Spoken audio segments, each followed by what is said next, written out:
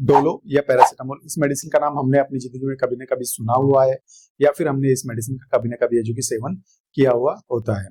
तो क्या इस सच में हमें इस मेडिसिन की जरूरत है, या अगर हमें जरूरत है तो हम इसे किस डोज में लें, किस टाइम पर लें, खाना खाने के साथ में लें या बाद में लें?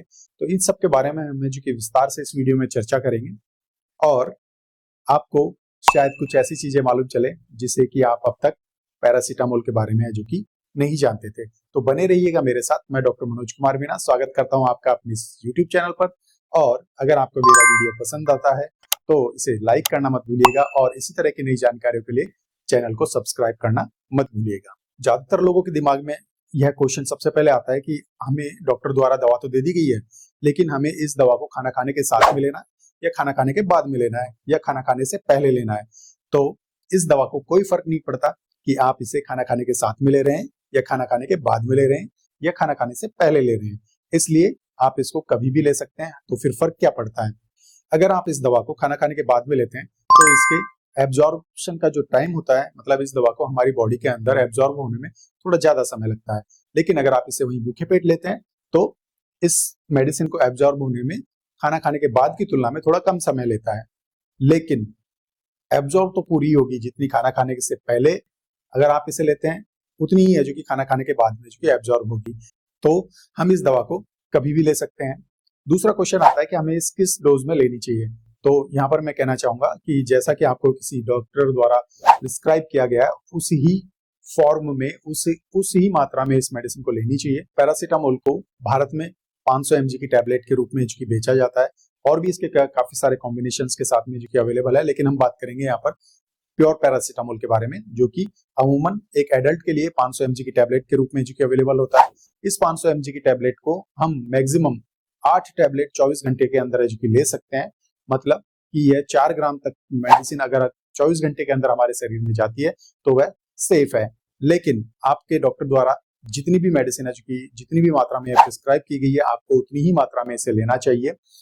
एक ब्रांड है जो जिसका कि मैं नाम यहाँ पर नहीं लेना चाहूंगा, वह 650 mg के अंदर जो कि इस मेडिसिन को बेचता है, लेकिन हकीकत यह है कि या तो ये 500 mg की टैबलेट के रूप में है जो कि आपको यूज में लेनी चाहिए, या फिर 500 mg की 2 टैबलेट के रूप में एट ए टाइम, मतलब एक बार में आपको इसे यूज में लेनी चाहिए। अगर आपके द्वारा 500 mg की टैबलेट यूज में ली जा रही है तो अगले 4 घंटे तक आप दूसरी टैबलेट ना लें। और अगर आपको 1 ग्राम तक भी अगर आप मेडिसिन, 1 ग्राम का मतलब है कि 500 mg की 2 टैबलेट मेडिसिन अगर आप इस टाइम पर ले रहे हैं तो अगले 4 घंटे तक आप अगली मेडिसिन है जो कि ना लें। और 24 घंटे के अंदर 8 टैबलेट 500 mg से ज्यादा है जो कि मेडिसिन आपको नहीं लेनी चाहिए, यह आपके शरीर के लिए हानिकारक होगी।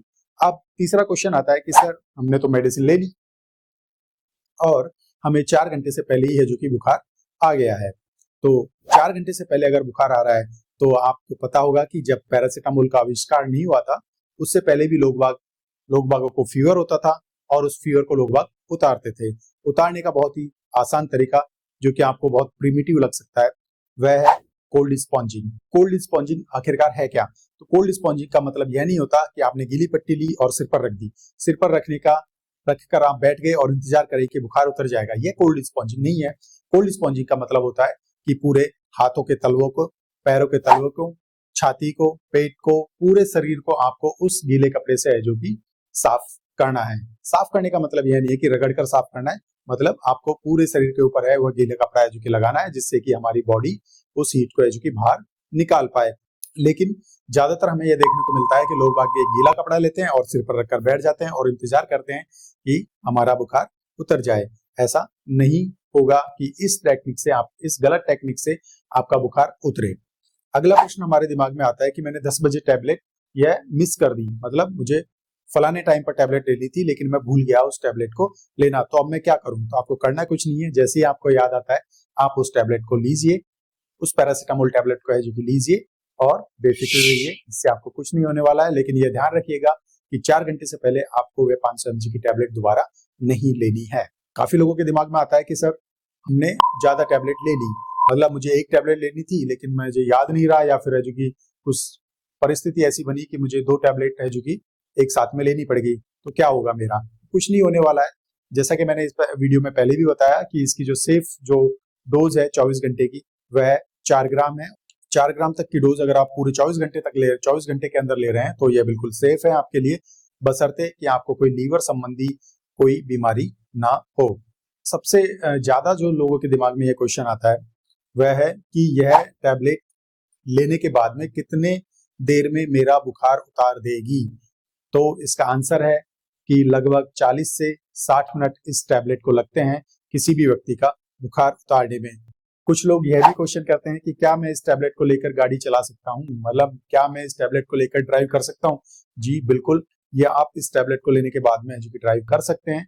ड्राइविंग पर इस टैबलेट का कोई असर नहीं होता है। अगला क्वेश्चन आता है कि सर हम कौन से व्यक्ति को जो कि पैरासीटामोल नहीं लेनी चाहिए। तो पैरासीटामोल उन व्यक्ति को नहीं लेनी चाहिए जिनको कि पहले से इसको एलर्जिक रिएक्शन सेटअप हुआ है, मतलब कि आपने पहले कभी ये मेडिसिन ली और आपको जो कि इससे एलर्जी हो गई। एलर्जी के काफी सारे सिम्टम्स हो सकते हैं, जैसे खुजली चलना, चक्कर आना, बेहोशी आना, या फिर गले में जो कि कभी कभार कई लोगों को लगता है कि गले में उनके कांटे से चुभ रहे हों, यह भी एक एलर्जी का निशानी है। तो जो भी व्यक्ति इससे एलर्जिक है उन लोगों को पैरासीटामोल नहीं लेनी चाहिए। साथ ही साथ में वो व्यक्ति जिनको कि लीवर संबंधी समस्याएं हैं, लीवर संबंधी समस्याएं मतलब कि जिनको कि हिपेटिक फेलियर की समस्या है, या फिर उनको जॉन्डिस है, या उन्हें अन्य कोई सीवियर लीवर डिजीज है, उन्हें यह मेडिसिन नहीं लेनी चाहिए। और अगर वो ले रहे हैं तो किसी डॉक्टर के प्रिस्क्रिप्शन के ऊपर और उन्हें पूरी बात बताते हुए ही इस मेडिसिन का सेवन करना चाहिए। काफी गर्भवती महिलाएं आती हैं, वो कहती हैं कि क्या सर हम इस मेडिसिन को ले सकते हैं। तो बिल्कुल, गर्भवती महिलाओं के लिए यह मेडिसिन बिल्कुल सेफ मेडिसिन मानी जाती है। वहीं अगर कोई महिला अगर किसी बच्चे को दूध पिला रही है तो उसके लिए भी और उस बच्चे के लिए भी यह मेडिसिन बिल्कुल सेफ है, मतलब कि गर्भवती महिलाएं और दूध पिलाती हुई महिलाएं दोनों ही है जो कि इस मेडिसिन को ले सकती हैं। वहीं कई महिलाएं यह प्रश्न भी करती हैं ओरल पिल्स जो कि वह यूज में ले रही है कॉन्ट्रासेप्शन के लिए, तो क्या वह इस मेडिसिन को ले सकते हैं। तो बिल्कुल, पैरासीटामोल मेडिसिन बिल्कुल सेफ है और कॉन्ट्रासेप्शन के ऊपर इसका कोई भी असर देखने को नहीं मिलता है। एक बात यहाँ पर बताना जरूरी है कि पैरासीटामोल के काफी सारे कॉम्बिनेशंस अवेलेबल हैं और बच्चों में जो कि पैरासीटामोल थोड़ा अलग ढंग से यूज में लिया जाता है, तो उसके लिए हम जो कि अलग वीडियो में बात करेंगे। यहाँ पर इस वीडियो में हमने केवल और केवल एडल्ट के लिए जो कि बात की है, बच्चों के लिए हम अलग से वीडियो में बात करेंगे। तब तक के लिए नमस्कार।